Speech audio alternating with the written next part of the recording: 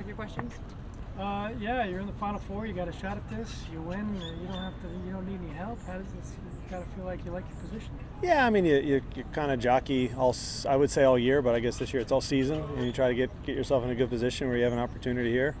So yeah, I do like the position, but there's still a lot of work to do, and I haven't really figured out scenarios or work. I mean, best case scenario is you're trying to go out and play the best you can, try to win a golf tournament. And so I'm really just trying to worry about playing well and seeing what happens. What have you learned on this tour since a year ago?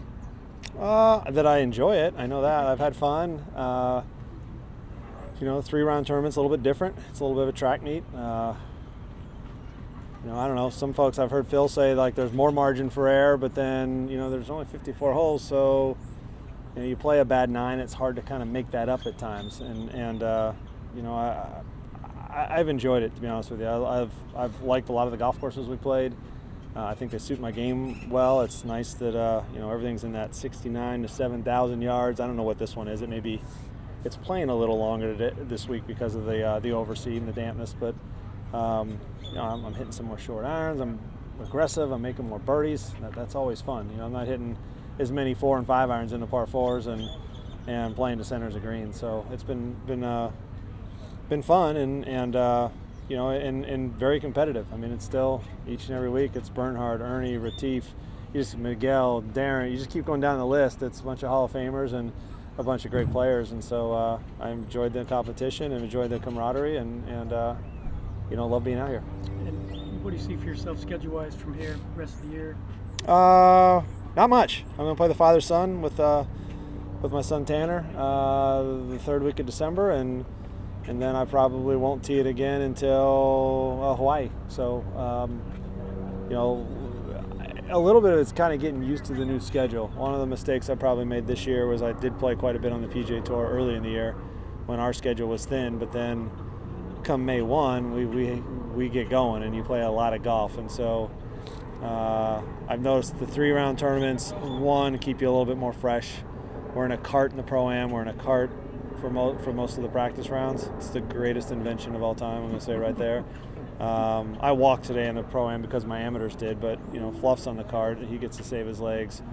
And then the 3-round events, it just doesn't beat you up as much. And so I was able to play more events this year than I have in the past and still feel pretty good at the end of the year, but also excited for a little time off and getting used to ending in November now, where I used to end my season a lot earlier. I'd pick and choose a few of the fall events and kind of recharge. Now I'm kind of going to recharge a little bit in the spring, and maybe not in a giant lump of 3 months like I used to, but you get 2 weeks off here, 3 weeks off there because we sprinkle events in early in the year. So it's just getting used to a newer schedule, which I like it and it's good, but I won't play as much on the tour this year, and I'll try to save some energy for the back half of the schedule out here. Jim, could you speak a little bit to Sunday and how exciting it could be with yourself, Bernhard, Ernie, and Miguel? Don't jinx it. I mean, you're just building it all up, and then Bernie might go out and run away with it or something. Just make it boring. I mean, it could be you know what I mean? It could be really cool. It could be really cool and fun, and I think that's what our tour would like to see, the PGA Tour, the Champions Tour, our fans. I mean, you want it to be exciting, television, and so it would be fun if that were the case, but like I said, you're all going to go out there and play and jockey for position and try to win a golf tournament. That's first and foremost, and then the rest of it kind of, all right. The rest of it kind of takes, at least it went that way. Yeah, right? The rest of it just takes care of itself from that point. So, it is exciting, but that's for you to build up. We're out there just to play golf and go and see what happens. And I know it's exciting, but I think I know Bernhard and Miguel and Ernie are all thinking about just this week and the task at hand, and the rest of it just falls into place if you play well. Yeah, because I know you talked a lot this year about the misconceptions on this tour of people just having a beer or drinking a glass of wine, but I mean you guys all want to win and win the Schwab Cup. And, Yeah, we all have a lot of pride in our game, and we're still competitive. That's the reason why we're out here playing. It's just, trying to win golf tournaments, trying to have a great season, and then at the end of it, just like we had the FedEx Cup when we were younger, now we've got the Schwab Cup. So you want to put your name on that trophy as well. So I think a lot of it deals with pride. What keeps us motivated? One, we like to compete, and two, we have a lot of pride in what we've in our craft and what we've done our whole life, and so you want to come out here and play well and compete and try to win. There's been a talk of a potential rivalry coming online, and Greg Norman's now the face of whatever this thing might be. Have you put much thought in it? Have you read much? Do you have much comment? Anything much you can say on whether it's going to be good or bad for the future of golf?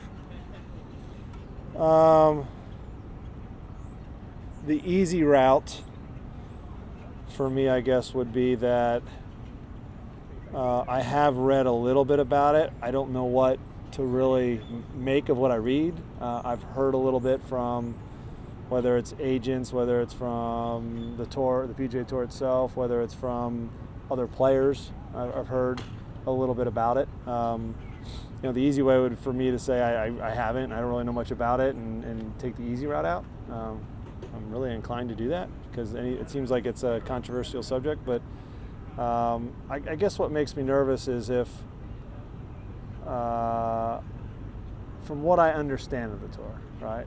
If it were to take foothold, if you did have a bunch of players leave to go play another tour, it would, in my estimate, it would probably leave the PGA Tour a little bit in ruins, right? How would it be able to function with our sponsors, with FedEx, with television at the same, you couldn't play the same amount of tournaments for the same amount of purses and what happens if this new tour 5 years down the road isn't funded anymore, or what happens if the money dries up? What happens if, we made a mistake, it wasn't a good idea? Then what? Then do we come back to the PGA Tour and have to rebuild it again? Here's my question: would Arnie and Jack have done this in the '60s? I'll leave you with that question. It's one I'm not going to answer. But would Arnold and Jack have done it in the '60s? They did a lot for the game and probably could have made a lot of decisions to put a lot of money in their pockets back in the '60s. But I think, in their minds, what was great for the game itself, and I'm not saying this isn't good for the game, but going back to Arnold and Jack, they did a lot what was good for the game. So I would, warn the players that are making these decisions and maybe looking to the future, maybe we should follow the path that was set in front of you and just make sure whatever we're doing, whatever they're doing, is good for the game and good for the players overall, not just a handful of them, but all of them. Yeah. Good. Thanks. Yep.